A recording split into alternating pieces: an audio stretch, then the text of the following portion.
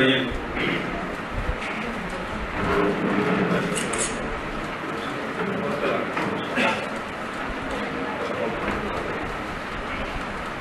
தபால்துறையின் கணக்கு மற்றும் தணிக்கை துறையை சார்ந்த SC/ST ஊழியர் நல சங்கத்தின் தலைவர் தலைமை சகோதரர் ஜெயபாலன் அவர்கள், சங்கத்தின் செயலாளர் உதயகுமார் அவர்கள், இங்கே வீட்டிற்கக்கூடிய AO சக்கரபாண்டி அவர்கள், சீனியர் AO சௌரிராஜன் அவர்கள், மற்றொரு சீனியர் AO மலைசாமி அவர்களே, இங்கு கூடியிருக்கக்கூடிய சங்கத்தை சேர்ந்த அங்கத்தினர்களே, இந்த அலுவலகத்திலே பணிபுரிந்து கொண்டிருக்கக்கூடிய தோழர்களே, உங்கள் அத்தனை பேருக்கும் என்னுடைய பணிவார்ந்த வணக்கத்தை நான் தெரிவித்துக் கொள்கின்றேன்.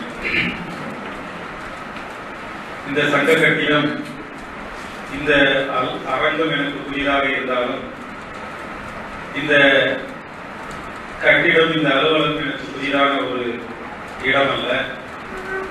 ஒரு 7-8 வருடங்களுக்கு முன்பு இங்கே பணி செய்து கொண்டிருக்கக்கூடிய அருமை நண்பர் ஐயாக்கன் அவர்களை சந்திப்பதற்காக நான் இங்கே வருவேன்.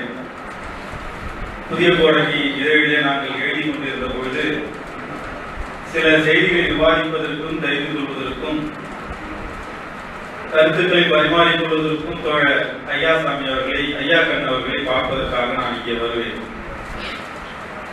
பிறகு ஒரு 7-8 ஆண்டுகளுக்கு பிறகு நீண்ட காலம் கழித்து உங்களிடத்திலே உரையாற்றக்கூடிய ஒரு தோழராக உங்களிடத்திலே நான் இங்கே நிற்பதற்கு உண்மையிலே நான் என்னுடைய மகிழ்ச்சியை உங்களிடத்திலே தெரிவித்துக் கொள்கின்றேன்.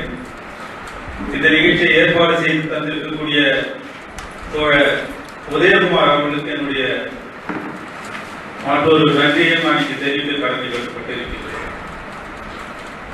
உதயகுமார் அவர்கள் என்னிடத்திலே சந்தித்து எங்கள் சங்கம் செய்கின்ற வேலைகளை பற்றி சொல்ல வேண்டும் என்று கேட்டு உயர்நீதிமன்றத்திலே என்னை வந்து சந்தித்தார். சந்தித்த பிறகு இங்கே நாங்கள் சில நலப்பணிகளை எல்லாம் செய்து கொண்டிருக்கிறோம், நீங்கள் அதை உங்கள் முன்னிலையிலே செய்வதற்கு விரும்புகின்றோம் என்று அவர் சொன்னார். பொதுவாக அரசு ஊழியர்கள் நடத்துகின்ற நிகழ்ச்சிகளில் கலந்து கொள்வதை நான் நீண்டகாலம் தவிர்த்து வந்திருக்கின்றேன். அரசு ஊழியர்கள் என்றாலே எனக்கு ஒரு அச்சம்.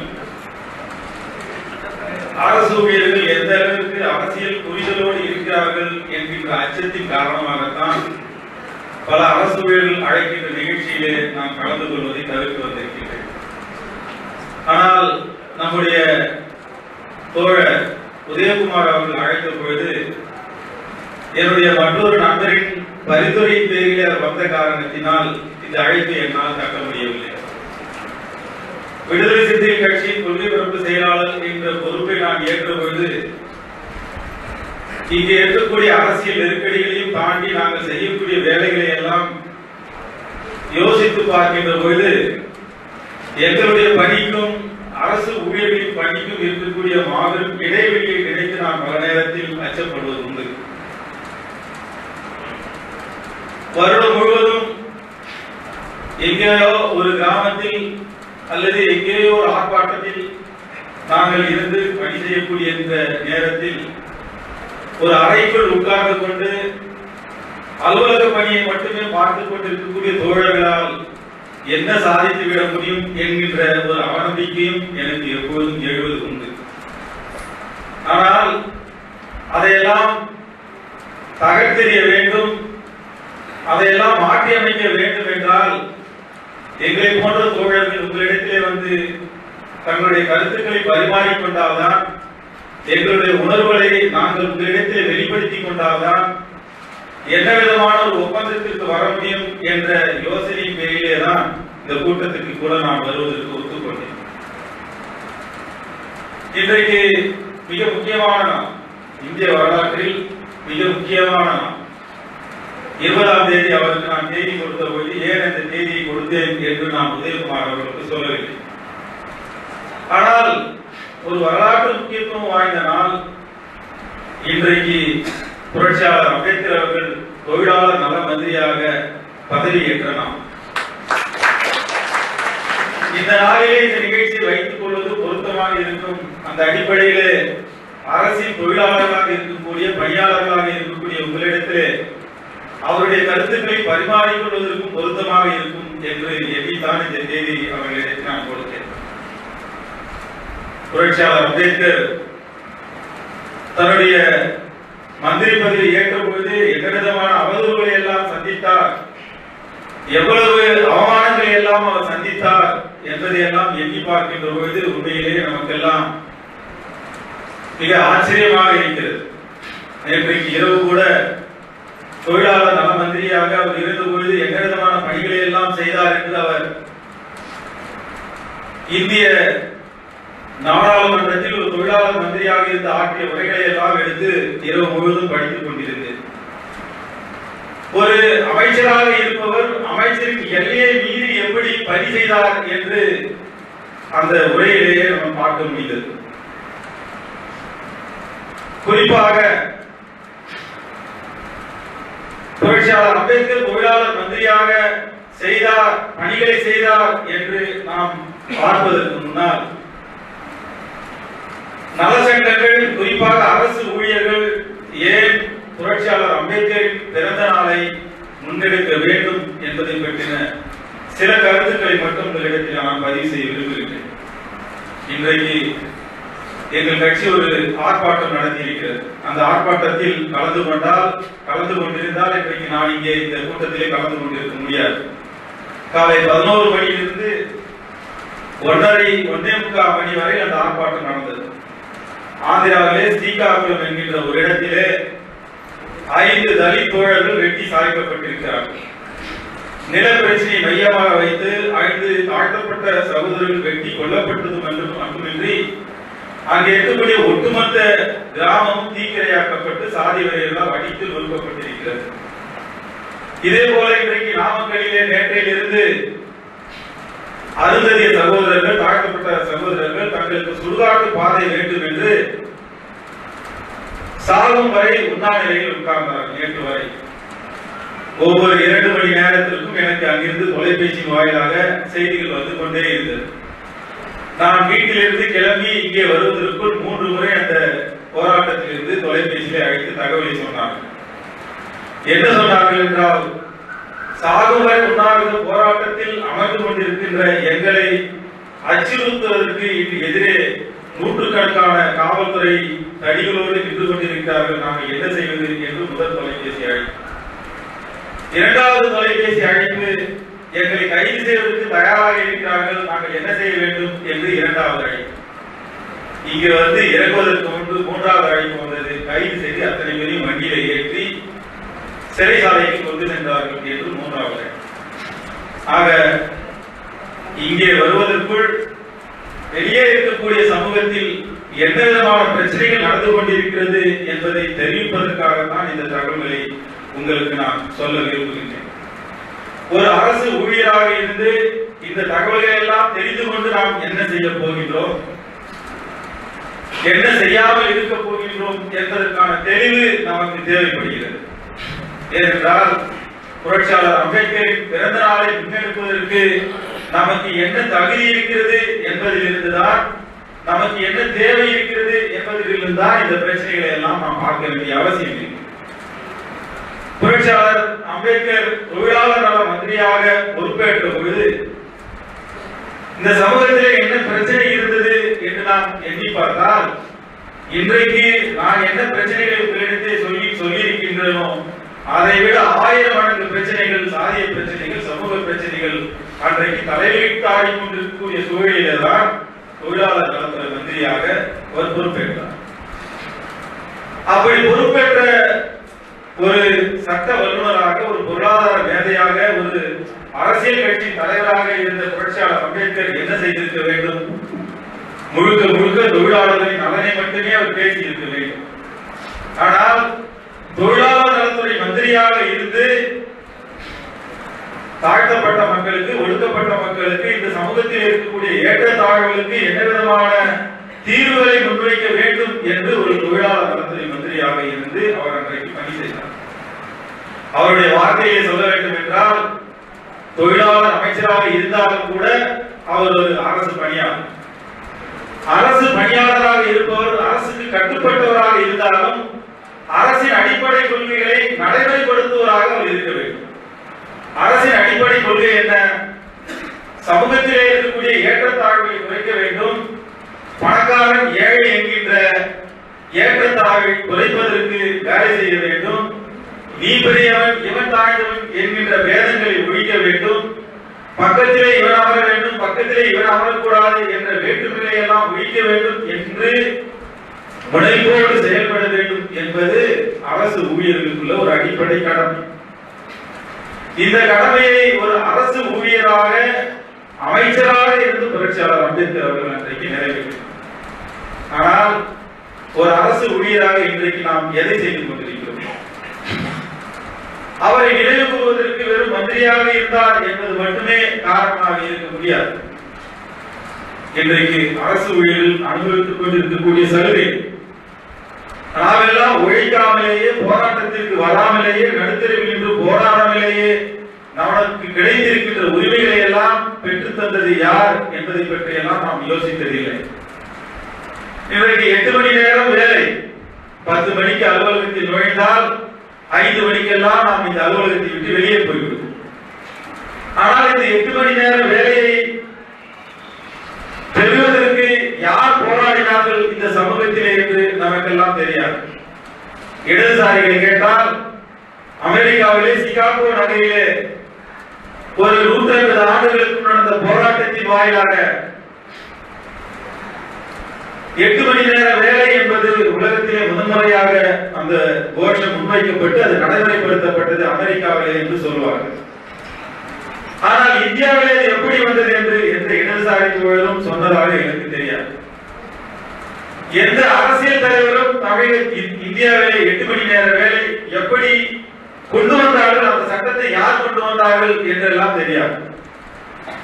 ஏனென்றால் அதை கொண்டு வந்தவர் யார் என்று தெரிந்துவிட்டால் தாழ்த்தப்பட்டவர்கள் அல்லாத மக்களும் அதை கொண்டு வந்தவரை கொண்டாட வேண்டிய அவசியம் இருக்கும். சிகாகோவை பற்றி பேச வேண்டிய தேவை இருக்காது. இந்தியாவிலேயே அதை உருவாக்கி அந்த சட்டத்தை முன்வைத்து நடைமுறைப்படுத்திய புரட்சியாளர் அம்பேத்கரை பற்றி பேச வேண்டும் என்கின்ற நிலை வந்தது. 1944ஆம் ஆண்டு ஆகஸ்ட் மாதத்தில் மிக முக்கியமான சிக்கல் எழுந்தது. இந்தியா முழுவதும் போராட்டங்கள் வெடித்துக் கொண்டிருந்த காலம். தொழிலாளர்கள் வீதிக்கு இறங்கி 12 மணி நேர வேலையை 8 மணி நேர வேலையாக குறைக்க வேண்டும் என்று போராடி கொண்டிருந்த காலம். 14 மணி நேரம், 12 மணி நேரம், 10 மணி நேரமாக இருந்த காலத்தில் தொழிலாளர்கள் முன்வைத்த கோரிக்கை அன்றைக்கு 10 மணி நேரம் இருந்தால் போதும் என்று அன்றைக்கு கோரிக்கையை முன்வைத்தார்கள். ஆனால் புரட்சியாளர் அம்பேத்கர் முதன்முறையாக ஒரு முத்தரப்பு மாநாட்டை கூட்டி முதலாளிகளையும் தொழிற்சங்க தலைவர்களையும் அரசின் பிரதிநிதியாக அமைச்சர்களையும் அதிகாரிகளையும் உட்கார வைத்து தொழிலாளர்கள் படுகின்ற இன்னல்களை எல்லாம் எடுத்து விளக்கி 8 மணி நேரம் வேலையை நடைமுறைப்படுத்தினால் என்ன நஷ்டம் வரும் என்று அவர் பேசவில்லை, என்ன லாபம் வரும் என்று அவர் பேசினார். உற்பத்தி பெருகும், தொழிலாளர்களின் ஆற்றல் பெருகும். ஒரு நாளின் 24 மணி நேரத்தை 3 விதமாக பிரித்துக் கொண்டால் 3இல் ஒரு பகுதியை ஒரு தொழிலாளி ஓய்விலே கழிக்க வேண்டும், 3இல் ஒரு பகுதியை வேலையிலே கழிக்க வேண்டும், அடுத்த ஒரு பகுதியை தன்னுடைய வாழ்க்கை முன்னேற்றத்திற்கு பயன்படுத்திக் கொள்ள வேண்டும். இப்படி பயன்படுத்திக் கொள்வதன் மூலமாக தொழிலாளரின் ஆற்றலும் கற்பனை வளமும் உடலின் பலமும் பெருகி தொழிற்சாலை உற்பத்தி வளம் பெருகும் என்கின்ற வாதத்தை அவர் முன்வைத்து தொழிலாளர்கள் 8 மணி நேரம் வேலை செய்வதை கட்டாயமாக்க வேண்டும் என்பதை சட்டமாக கொண்டு வந்தார். இந்த சட்டத்தை கொண்டு வந்த பொழுது எதிர்த்தவர்கள் எல்லாம் அன்றைக்கு யாராக இருப்பார்கள் என்று நீங்கள் எண்ணி பார்க்க வேண்டும். 10 மணி நேரம் வேலை நேரம் வேண்டும் என்று கேட்டவர்கள் மத்தியில் 8 மணி நேரம் வேலை வேண்டும் என்று கேட்டு அதை நடைமுறைப்படுத்தி வாதாடி போராடி நடைமுறைப்படுத்திய புரட்சியாளர் அம்பேத்கரை நாம் நினைவு கூறாமல் யார் நினைவு கூற முடியும்? இன்றைக்கு இருக்கக்கூடிய இடதுசாரிகள் கூட அவர் பேசுவதில்லை, திராவிட கட்சிகள் கூட பேசுவதில்லை, காங்கிரஸ் கட்சிகள் கூட பேசுவதில்லை. ஆனால் வெள்ளைக்காரன் காலத்தில் வெள்ளைக்காரன் எடிபிடியாக, வெள்ளைக்காரனுக்கு அடிவரடியாக மாறி போய்விட்ட ஒரு தாழ்த்தப்பட்டவன் என்று அன்றைக்கு முத்திரை குத்தினாங்க. உங்களுக்கு வாய்ப்பு இருந்தால் அந்த நாடாளுமன்றத்தில் நடந்திருக்கக்கூடிய அந்த அவை குறிப்புகளை எல்லாம் எடுத்து பார்க்கக்கூடிய வாய்ப்பு இருந்தால் படித்து பாருங்கள். எவ்வளவு வேதனை என்பது உங்களுக்கு தெரியும். ஒவ்வொரு சட்டத்தையும் நிறைவேற்றுகின்ற போது யாரெல்லாம் தொழிற்சங்கத்தின் தலைவர்களாக எதிரே அமர்ந்திருந்தார்களோ அவர்கள் எல்லாம் அவருடைய புரட்சியாளர் அம்பேத்கரை கேலியால் குத்தி குத்தி கிழித்தார்கள். நீங்கள் பொய் பேசுகிறீர்கள் என்று ஒருவர் சொல்கின்றார், உங்கள் வாயெல்லாம் பொய் என்று ஒருவர் சொல்கின்றார், உங்களுக்கு நீங்கள் நடித்துக் கொண்டிருக்கிறீர்கள் என்று சொல்கின்றார். இப்படி அவதூறுகளையும் அவப்பேச்சுகளையும் தாங்கி தான் தொழிலாளர்கள் அந்த சட்டத்தை அவர்களுக்கு நிறைவேற்றினார். ஆனால் எத்தனை பேர் அதை இன்றைக்கு நினைத்து பார்க்கின்றோம்? அது தொழிலாளர்களுக்கு மட்டுமான சட்டம் அல்ல, அரசு ஊழியர்களுக்கான சட்டமாகவும் அது மாறிப்போம். அடுத்து மிக முக்கியமான சட்டம் பெண்களுக்கான ஒரு சட்டம். பெண்கள் இன்றைக்கு பேறு காலத்தில் பிரசவ காலத்திற்கு முன்பும் பின்பும் விடுமுறை எடுத்துக் கொள்கிறார்கள். ஆனால் 1928ஆம் ஆண்டு அம்பேத்கருக்கு 27 வயது. 27 வயதில பம்பாய் சட்டமன்றத்தில் அவர் மேலவை உறுப்பினராக இருந்தபோது பெண்களுக்கு பேறுகால விடுப்போடு ஊதியத்தோடு கூடிய விடுமுறை அளிக்க வேண்டும் என்கின்ற ஒரு மசோதாவை கொண்டு வந்தார்.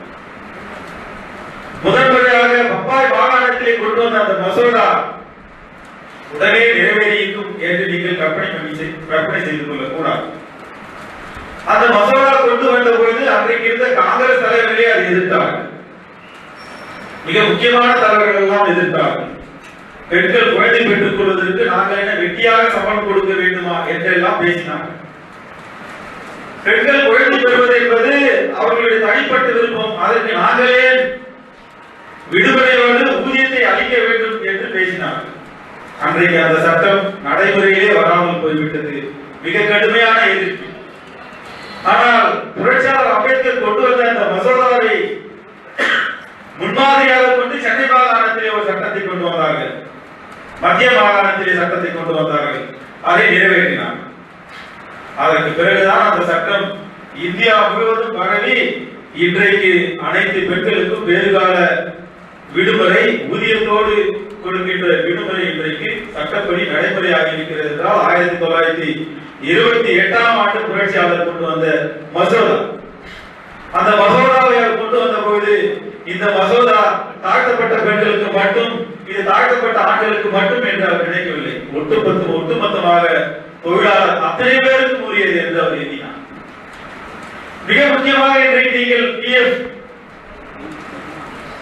ஓய்வூதியம் ஓய்வு பெற்ற பிறகு உங்களுக்கு பிஎஃப் கிடைக்கும், கிராஜுவிட்டி. ஓய்வுக்கு பிறகு நாம் என்ன செய்ய போகிறோம், நமக்கான எதிர்காலம் எப்படி இருக்கும் என்கின்ற கவலையிலிருந்து தொழிலாளர்களை காப்பாற்ற வேண்டும் என்று அவர் விரும்பினார். அவருடைய விருப்பம் மட்டுமல்ல, அது அவருடைய கவலை. ஏனென்றால் அவர் வாழ்ந்த பகுதி, அவரை முன்னேற்றிய பகுதி முழுக்க முழுக்க தொழிலாளர்கள் நிறைந்த பகுதி. ஆக ஓய்வு பெற்ற தொழிலாளர்கள், அரசு ஊழியர்கள் தங்களுடைய ஓய்வு காலத்தை கழிப்பதற்கு கையில் பொருளாதார வசதி இருந்தால்தான் அவர்கள் வாழ்க்கையை நிம்மதியாக கழிக்க முடியும் என்கின்ற காரணத்தினால் 1945ஆம் ஆண்டு மத்திய நாடாளுமன்றத்தில் ஒரு சட்டத்தை கொண்டு வந்தார். பிஎஃப் ஆக்ட் என்ற ஒரு சட்டத்தை கொண்டு வந்து கிராஜுவிட்டி மசோதாவை நிறைவேற்றி இன்றைக்கு அரசு ஊழியர்கள் எல்லாம் ஓய்வுக்கு பிறகு கை நிறைய லட்சக்கணக்கிலே கிராஜுவிட்டி தொகையை கொண்டு செல்கின்றோமே, அதை வாங்கி கொடுத்தவரும் அதற்கு போராடியவரும் இன்றைக்கு நீங்கள் அனுபவித்துக் கொண்டிருக்கக்கூடிய அல்லது அனுபவிக்க போகின்ற அந்த சலுகையை பெற்று தந்தவரும் புரட்சியாளர் அம்பேத்கர் என்பதை நாம் மறந்துவிடக் கூடாது. அதே போல அரசு ஊழியர்களுக்கு மருத்துவ படி இன்றைக்கு வழங்கப்படுகிறது. மருத்துவ படியோடு ரீஎம்பர்ஸ்மெண்ட் என்கின்ற நீங்கள் செலவு செய்த தொகையை மீண்டும் அரசு நிர்வாகத்திற்கு கொடுத்து செலவு செய்த தொகையை திரும்ப பெற்றுக் கொள்வதற்கான ரீஎம்பர்ஸ்மெண்ட் என்கின்ற அந்த சட்டத்தையும் நிறைவேற்றுவது புரட்சியாளர் அம்பேத்கர். இப்படி தொழிலாளர் நலத்துறை மந்திரியாக இருந்து அவர் நிறைவேற்றிருக்கக்கூடிய சட்டங்கள், கொண்டு வந்த சட்டங்கள், அன்றைக்கு இருந்த தொழிற்சங்கங்கள் கூட அந்த கோரிக்கை முன்வைக்காமலேயே மேலை நாடுகளிலே இருக்கக்கூடிய முறைகளை அவர் அறிந்து வைத்திருந்த காரணத்தினால் அந்த முறைகளை எல்லாம் இங்கே கொண்டு வந்து மக்கள் போராட்டத்திலே பிடிக்காமல் அவர்களுக்கான தொழிலாளர்களுக்கான உரிமையை அவர் பெற்றிருந்தார். ஆக இன்றைக்கு அரசு ஊழியர்களாக இருக்கக்கூடிய நீங்கள் எல்லாம் நிர்வகிக்கின்ற, பயன்படுத்திக் கொண்டிருக்கின்ற அல்லது சொகுசாக பார்த்துக் கொண்டிருக்கக்கூடிய எந்த ஒரு பொறுப்புக்கும் பின்னணியிலே இருக்கக்கூடிய அத்தனை சலுகைகளுக்கும் மூல கர்த்தாவாக, மூல காரணராக இருந்த புரட்சியாளர் அம்பேத்கரின் பிறந்த நாளை கொண்டாடுவது என்பது தாழ்த்தப்பட்ட மக்களின் கடமை மட்டுமல்ல, அரசு ஊழியராக இருக்கக்கூடிய ஒவ்வொருவரின் கடமை. ஆனால் அரசு ஊழியர் என்ன நினைக்கின்றார்கள் என்றால், புரட்சியாளர் அம்பேத்கர் ஏதோ தாழ்த்தப்பட்ட மக்களுக்காக மட்டும்தான் போராடினார், தாழ்த்தப்பட்ட மக்களின் நலனுக்காக மட்டுமே அவர் வேலை செய்தார், அவர்களின் விடுதலைக்காக மட்டுமே பாடுபட்டார் என்கின்ற நினைப்பு இருக்கிறது. அப்படி ஒரு நினைப்பு இருக்கின்ற காரணத்தினால்தான் ஒவ்வொரு அலுவலகங்களிலேயும் எஸ்சி எஸ்டி நலச்சங்கம் என்கின்ற ஒரு தனி சங்கம் உருவாகின்ற தேவை உருவாகி, அப்படி ஒரு தேவை உருவாகாமல் புரட்சியாளர் அம்பேத்கர் அனைத்து மக்களுக்குமான தலைவர் என்கின்ற ஒரு உண்மை புரிந்திருந்தால் புரட்சியாளர் அம்பேத்கருக்கு எஸ்சி எஸ்டி நலச்சங்கங்கள் மட்டும்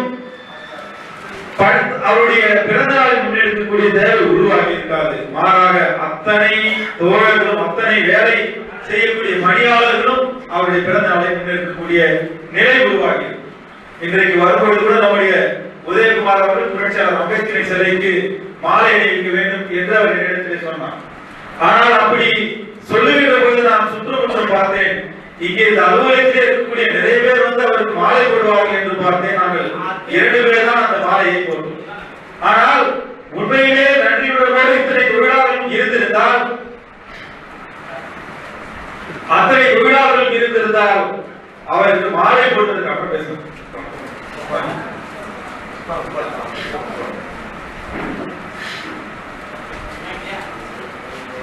அத்தனை பணியாளர்களும் வந்திருக்க வேண்டும். ஆனால் என்னுடைய வருத்தத்தை இங்கே நான் இந்த நிலையை பதிவு செய்ய விரும்புகிறேன். புரட்சியாளர் அம்பேத்கருக்கு ஒரு கனவு இருக்கு. அந்த கனவை பற்றி இவர் சில வார்த்தைகளை சொல்லி என்னுடைய உரையை நிறைவு செய்ய விரும்புகிறேன். எல்லா கட்சிகளிலேயும் ஏப்ரல் 14ஆம் தேதியும் டிசம்பர் 6ஆம் தேதியும் ஒரு சடங்கை செய்கிறார். புரட்சியாளர் அம்பேத்கருக்கு ஒரு மாலை அணிவித்து விட்டு கொஞ்சம் ரோஜா பூக்களை அவருக்கு தூவிவிட்டு தன்னுடைய கடமை முடித்து விடுவார்.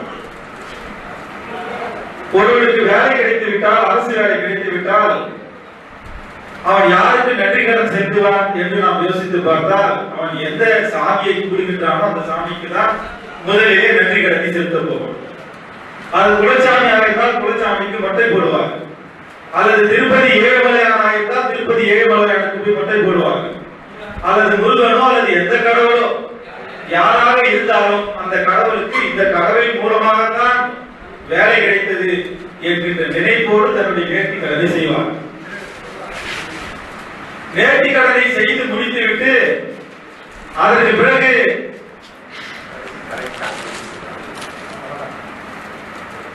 அடுத்த ப்ரமோஷன் வரும். பதவி உயர்வு வருகின்ற போது இந்த ப்ரமோஷனும் இந்த கடவுளால் தான் கிடைத்தது என்று அடுத்த கடவுளை தேடுவார். அதற்கு பிறகு இன்னொரு ப்ரமோஷன் வரும். இப்படி ப்ரமோஷன் எல்லாம் கடவுளால் வருகிறது என்கின்ற நினைப்போடு கடவுளுக்கு நேர்த்தி கடனை செய்கிறார். ப்ரமோஷன் எல்லாம் முடிந்து ஓய்வு பெறுகின்ற பொழுது இத்தனை ஆண்டு காலம் இந்த பணியில் வெற்றியோடு நான் பணியாற்றினேன் என்கிற நினைப்போடு அதற்கு நன்றி கடனாக திரும்பவும் கடவுளுக்கு நேர்த்தி கடன் செய்வார். இப்படி நேர்த்தி கடன் செய்வது தவறு என்று நான் சொல்லவில்லை.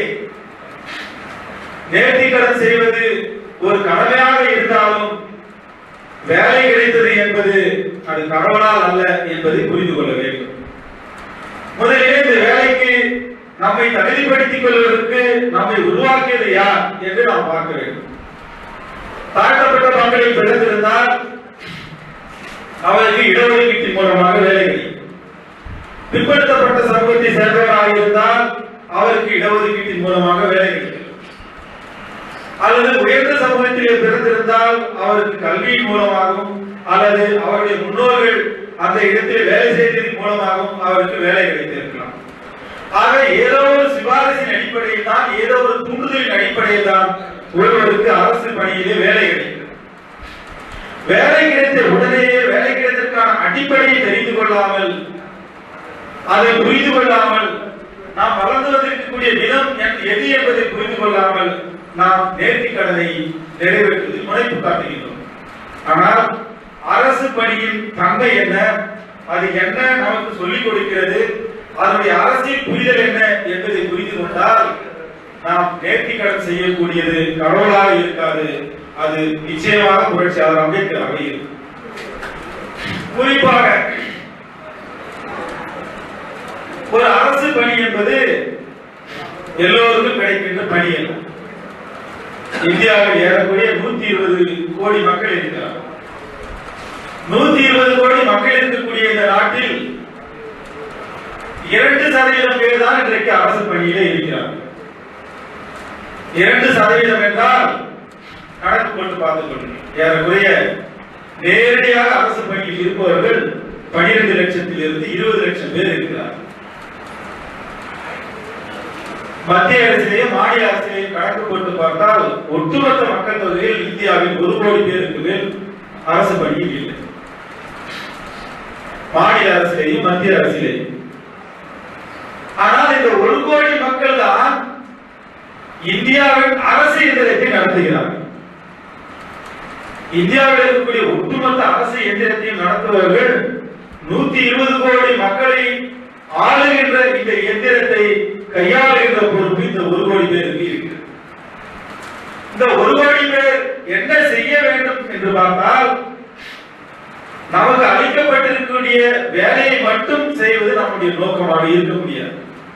போஸ்டல் டிபார்ட்மெண்ட் என்றால் நாம் நமக்கான தபால்களையோ அல்லது இங்கே தணிக்கை செய்வது மட்டுமே ஒரு பணியாக இருக்க முடியாது. அப்படி இருக்க வேண்டும் என்று ஆளும் வர்க்கம் விரும்புகிறது. நீங்கள் உங்களுடைய சீட்டை தாண்டி, உங்களுடைய இருக்கையை தாண்டி வேறு உலகத்தை நீங்கள் பார்த்துவிடக் கூடாது என்று ஆளும் வர்க்கம் எண்ணுகிறது. ஆனால் புரட்சியாளர் அம்பேத்கர் என்ன சொன்னார் என்றால், அரசு ஊழியர்களாக இருந்தாலும், அது தொழிலாளர்களாக இருந்தாலும், தனியார் துறையில் இருக்கக்கூடிய தொழிலாளர்களாக இருந்தாலும் அவர்களுக்கு நிச்சயமாக அரசியல் உணர்வு இருக்க வேண்டும் என்று போதித்தார். அந்த அடிப்படையில் தான் 1937ஆம் ஆண்டு பம்பாய் சட்டமன்றத்தில் அவர் பேசுகின்ற போது சொன்னார், தொழிலாளர்களுக்கு இருக்கின்ற மிக புனிதமான உரிமை, the holy right என்று அவர் சொன்னார்.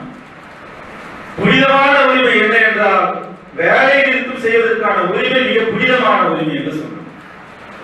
இன்றைக்கு எந்த அரசியல் தலைவராவது வேலை நிறுத்த உரிமை என்பது புனிதமான உரிமை என்று சொல்வார்களா என்று நீங்கள் பார்க்க வேண்டும். நாடாளுமன்றத்தில் ஒரு அமைச்சராக நுழைந்த பிறகு கூட ஒரு அமைச்சராக இருப்பவர் வேலை நிறுத்தத்தை எப்பொழுதும் ஆதரிக்க மாட்டார். ஆனால் அமைச்சராக இருந்த பொழுதுமே அவர் சொன்னார், வேலை நிறுத்தம் என்பது தொழிலாளர்களின் புனிதமான உரிமை. அவருடைய கருத்துக்களை சொல்வதற்கு, அரசை நிர்பந்திப்பதற்கு அவருக்கு இருக்கக்கூடிய அடிப்படை கருவிய போராட்ட உணர்வு தான்.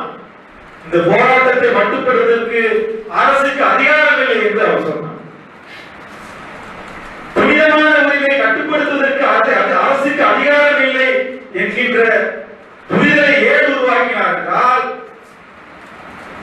ஒரு தனிப்பட்ட நபரின் மத உரிமை என்பது தனிப்பட்ட நபரின் கடவுள் உரிமை, கடவுள் நம்பிக்கை என்பது ஒரு புனிதமான உரிமை. இந்த உரிமையை நீ இந்த சாமியை தான் கும்பிட வேண்டும், இந்த கடவுளை தான் கும்பிட வேண்டும் என்று கட்டாயப்படுத்துவதற்கு அரசுக்கு அதிகாரம் கிடையாது. ஒருவரு நம்பிக்கையை குறிப்பிடுவதற்கு அரசுக்கு அதிகாரம் இல்லை என்பதை போலத்தான் தொழிலாளர்களின் போராட்ட உணர்வில் தலையிடுவதற்கு அரசுக்கு அதிகாரம் இல்லை என்று புரட்சியாளர் அம்பேத்கர் குறிப்பிட்டார். இதை தெரிவிக்கின்ற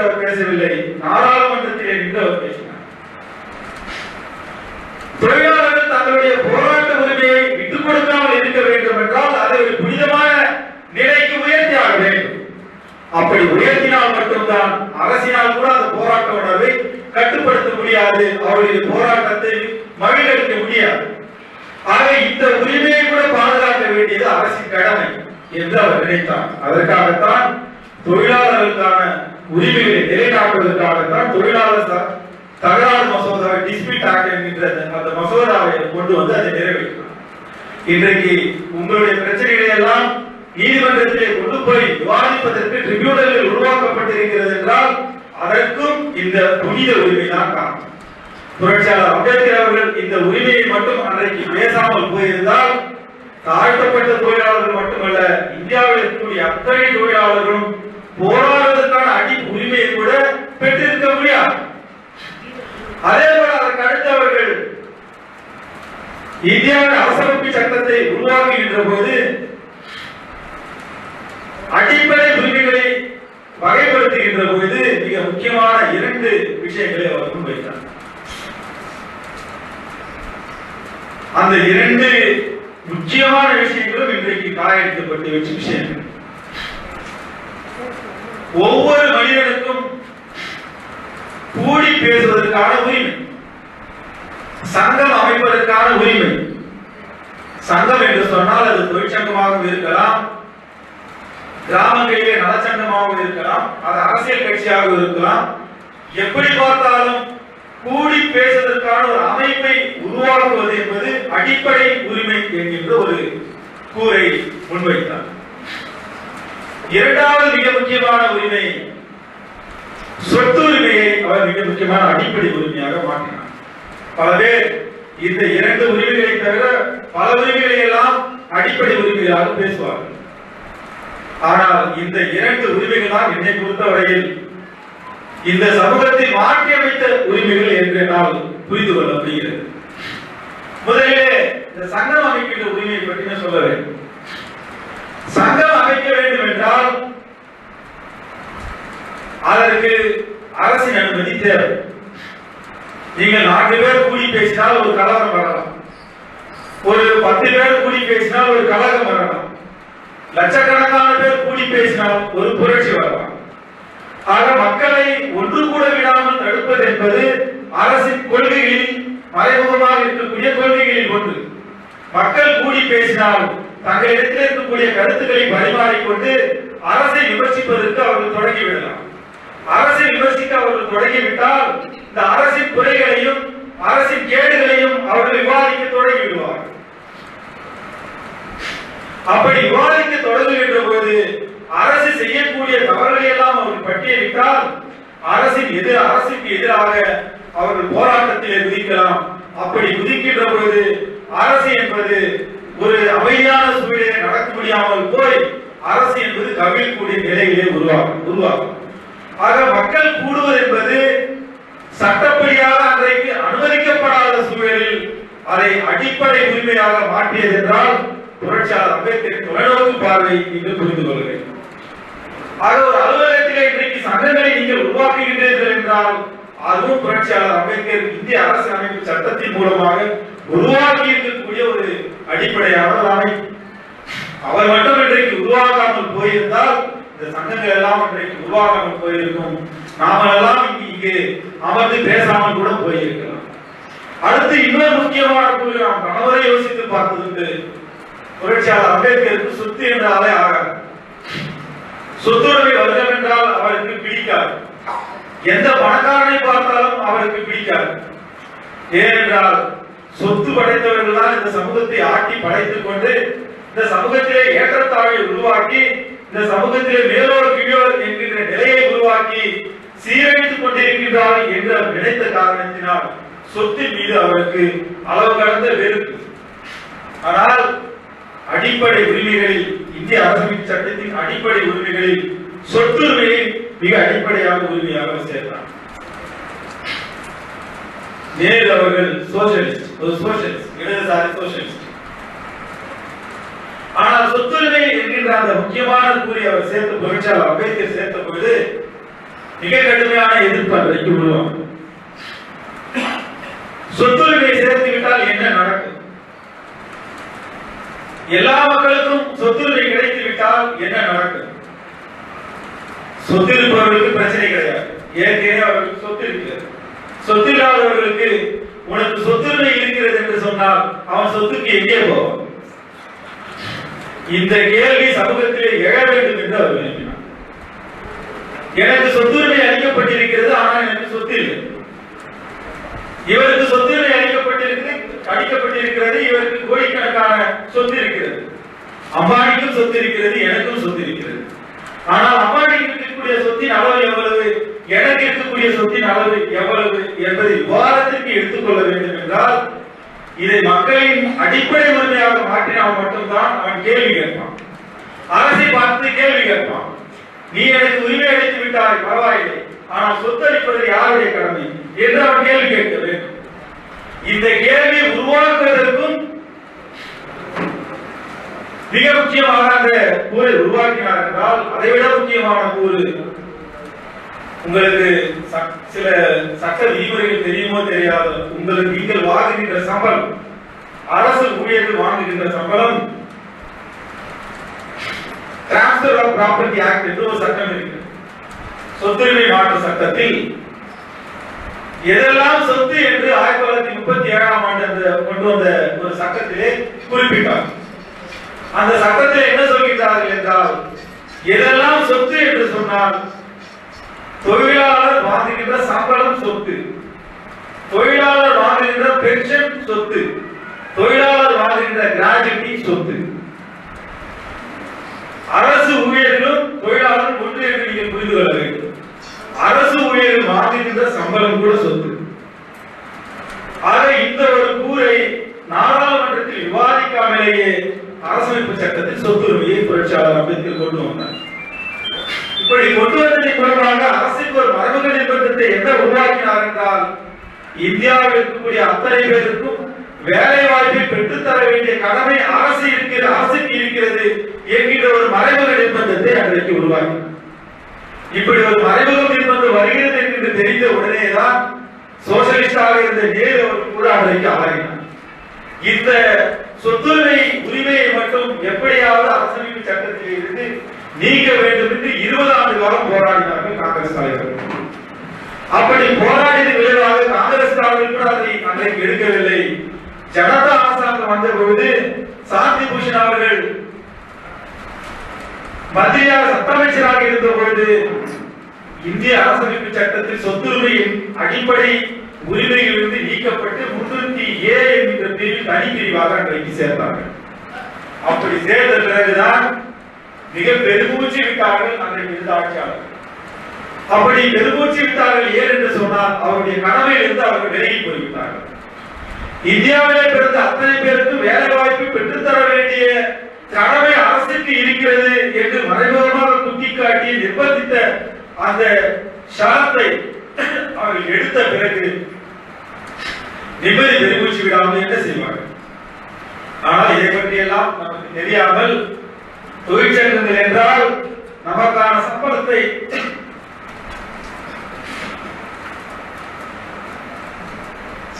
உயர்த்துவதற்கு மட்டும்தான் போராட வேண்டும் என்கின்ற ஒற்றை கோரிக்கையை நாம் செயல்பட்டுக் கொண்டிருக்கிறோம்.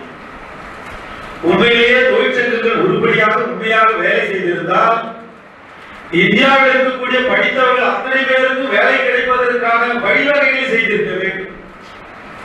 இந்திய அரசமைப்பு சட்டத்தில் அதற்கான அத்தனை கூறுகளையும் யாரும் அன்றைக்கு புரிந்து கொள்ள முடியாத சூழலிலே தொலைநோக்கு பார்வையோடு புரட்சியாளர் அம்பேத்கர் உருவாக்கி போய் விட்டார் என்றாலும் கூட இன்றைக்கு நாம் அதை பயன்படுத்த முடியாத நிலை, அவருடைய கொள்கைகளை புரிந்து கொள்ள முடியாத நிலையில் அவரது தாழ்த்தப்பட்ட மக்களின் தலைவர் என்கின்ற ஒரு ஒற்றை அடையாளத்திற்குள் அவரை திணித்ததின் விளைவாக இந்த சமூகத்திற்கு நாம் செய்ய வேண்டிய கடமைகளை செய்யாமல் ஆளுநரும் எப்படி தன்னுடைய கடமையிலிருந்து தவறி போய்விட்டதோ அதே போலத்தான் இன்றைக்கு நலச்சங்கங்களும் தொழிற்சங்கங்களும் தவறி போய்விட்டது. அதனால அந்த தொழிற்சங்கங்கள் செய்கின்ற பணிகளின் மீது புரட்சியாளர் அம்பேத்கர் இன்றைக்கு மிக கடுமையானது. அவருடைய சாதலுக்கு 2 பேர் இன்றைக்கு மிக முக்கியமாக இலக்காகி இருந்தார். இந்த சமூகத்தில் உயர்ந்த சாதியாக இருக்கக்கூடிய பார்ப்பனர்கள் ஒரு இலக்கு என்றால், பிராமணியம் ஒரு இலக்கு என்றால், அன்றைக்கு இருந்த தொழிற்சங்கம் அவருடைய விமர்சனத்திற்கு இலக்காகி இருந்தது. அவர் என்ன சொன்னார் என்றால், தொழிற்சங்கங்கள் தொழிலாளர்களின் சம்பளத்திற்காக மட்டுமே போராடி கொண்டிருக்கக்கூடிய ஒரு குறுகிய சூழலை அன்றைக்கு தொழிற்சங்கங்கள் உருவாக்கிவிட்டது. இதைவிட தொழிலாளர்களுக்கு கேடு விளைப்பது எதுவும் இல்லை என்று அவர் அன்றைக்கு சொன்னார். தொழிலாளர்கள் தங்களுடைய சம்பளத்திற்காக மட்டும் வேலை செய்ய வேண்டும் என்றால் வேறு எதற்காக அவர்கள் வேலை செய்ய வேண்டும்? தொழிலாளர்கள் வேலைக்கு சேர்ந்த பிறகு அவர்களுக்கான அரசியல் கடமையில் மறந்து போய்விடுமா? அல்லது அவர்கள் இந்த சமூகத்திற்கான உறவு அற்று போய்விடுமா? அவர்களுக்கும் அரசாங்கத்திற்கும் உள்ள தொடர்பு துண்டிக்கப்பட்டு விடுமா? இதெல்லாம் துண்டிக்கப்பட்டு விடாது. இதெல்லாம் துண்டிக்கப்படாமல் தொழிலாளர்களுக்கான உரிமைகள் பாதுகாக்கப்பட வேண்டும் என்றால் அவர்களுக்கான அரசியல் உரிமைகளும் பாதுகாக்கப்பட்டிருக்க வேண்டும். அப்படி பாதுகாக்கப்பட வேண்டும் என்றால் தொழிலாளர்கள் கையில் இந்த அரசாங்கம் போய் சேர வேண்டும் என்று அவர் கூறினார். அரசு ஊழியர்களாக இருந்தாலும் கூட அவர்களுக்கு இந்த அரசு அதிகாரம் போய் சேர வேண்டும். இந்த அரசியல் அதிகாரம் அரசு அதிகாரம் போய் சேர்ந்து விட்டால் இந்த சமூகத்தில் இருக்கக்கூடிய கேடுகளை எல்லாம் ஒழிப்பது மிக எளிதாக இருக்கும். இந்த சமூகத்தில் இருக்கக்கூடிய அவலங்களை எல்லாம் மாற்றுவது மிக எளிதாக இருக்கும். அவர்கள் சாலையிலே இறங்கி போராடாமல் தங்களுடைய அதிகாரத்தின் மூலமாக இந்த சமூகத்தை மாற்றி அமைக்க முடியும் என்று அவர் கருதிய காரணத்தினால்தான் தொழிலாளர்களுக்கு அரசியல் உரிமை தேவை, அதை திசை திருப்பக்கூடிய வேலையை தொழிற்சங்கங்கள் செய்து கொண்டிருக்கின்றது என்று அவர் குற்றம் சாட்டினார். 50 ஆண்டுகள் கடந்து விட்ட பிறகு இன்றைக்கு நாம் பார்க்கிறோம், அந்த குற்றச்சாட்டில் துளி அளவு மாற்றம் இருக்கிறதா என்று நாம் பார்க்க வேண்டும்.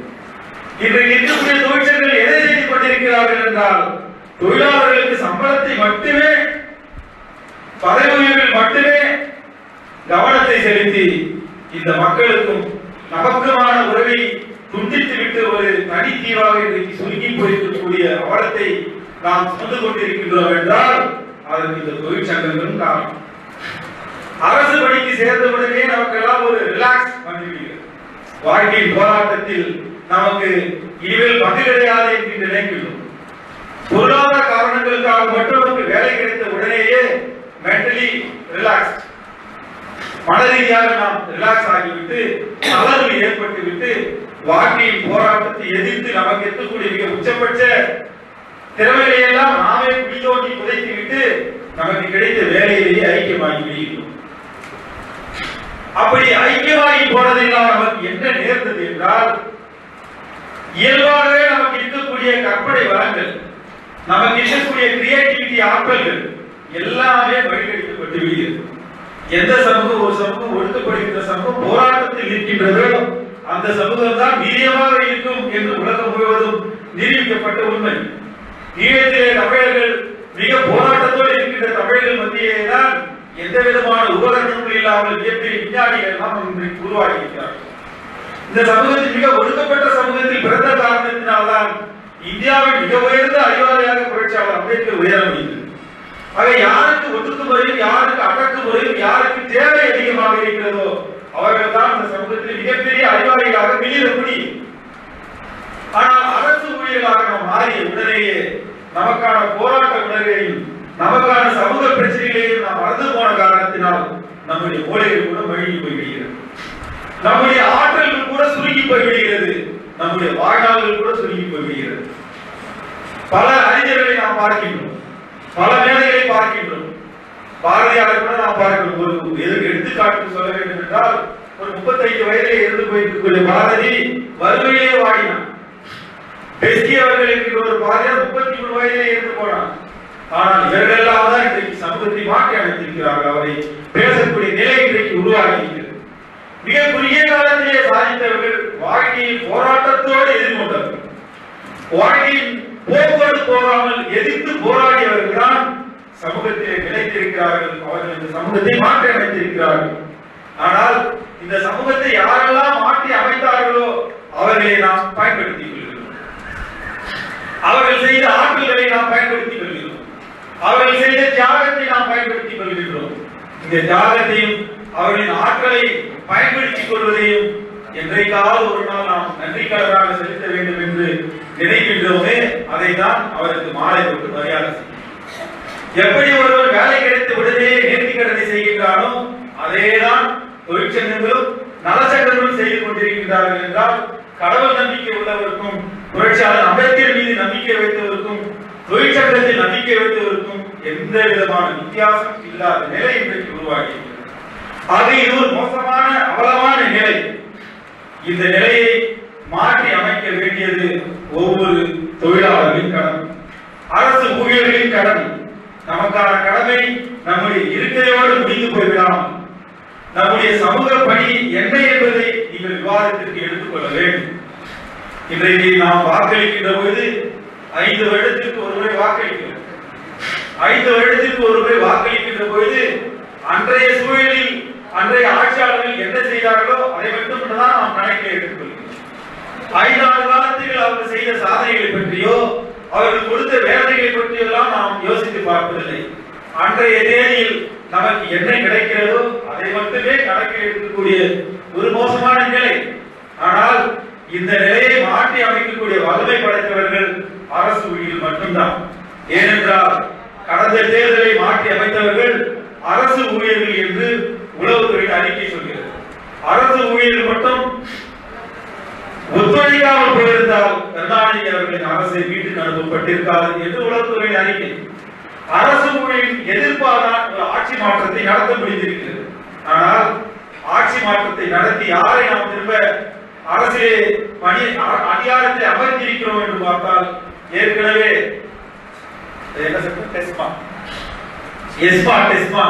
என்கின்ற சட்டத்தை உருவாக்கி லட்சக்கணக்கான அரசு ஊழியர் வீட்டுக்கு அனுப்பிய ஒருவரை தான் ஒருவர் மீது இருக்கக்கூடிய எதிர்ப்பு காரணமாக இன்னொரு மோசமான நபரை நாம் கொண்டு வந்திருக்கிறோம். ஆக இதற்கெல்லாம் என்ன காரணம் என்றால் பரந்துபட்ட அளவிலே அரசியலை பேசுகின்றவர்கள் இந்த சமூகத்தில் மாற்றத்தை உருவாக்குபவர்கள் யார் என்பதை நாம் அறிந்து கொள்ள வேண்டும். அப்படி அறிந்து கொண்டால் இந்த சமூகத்திற்கும் இந்த சமூகத்தின் முன்னேற்றத்திற்கும் உண்மையாக பணி செய்யக்கூடியவர்கள் யார் என்பதை உங்களால் அடையாளம் கண்டு கொள்ள முடியும். அப்படி அடையாளம் கண்டு கொள்கின்ற போது உங்களுடைய பார்வை என்பது விசாலமடையும், உங்களுடைய கருத்துக்கள் விசாலமடையும், உங்களுடைய விவாதங்கள் என்பது மிகப்பெரிய அளவில் பரந்துபட்ட அளவில் போய் மிக குறுகிய அளவிலே சில தலைவர்களை அடைப்பது போய் இந்த சமூகத்தின் மாற்றத்திற்கு உண்மையாக உழைப்பவர்களை அடையாளம் காண்பதற்கான ஒரு சூழல் உருவாகும். அப்படி ஒரு சூழல் உருவாவதற்கான வாய்ப்பை உருவாக்க வேண்டும் என்றால் புரட்சியாளர் அம்பேத்கரை உண்மையிலேயே புரிந்து கொண்டு அவருடைய பிறந்த நாளை மட்டுமல்ல, பிறந்த நாளை முன்னெடுக்காவிட்டாலும் கூட பரவாயில்லை, அவருடைய கனவுகளை நீங்கள் முன்னெடுத்து இந்த சமூகத்தை மாற்றி அமைக்கக்கூடிய ஒரு இன்டலெக்சுவல் கம்யூனிட்டியாக நீங்கள் மாற வேண்டும் என்று நான் கேட்டு விடைபெறுகின்றேன். நன்றி.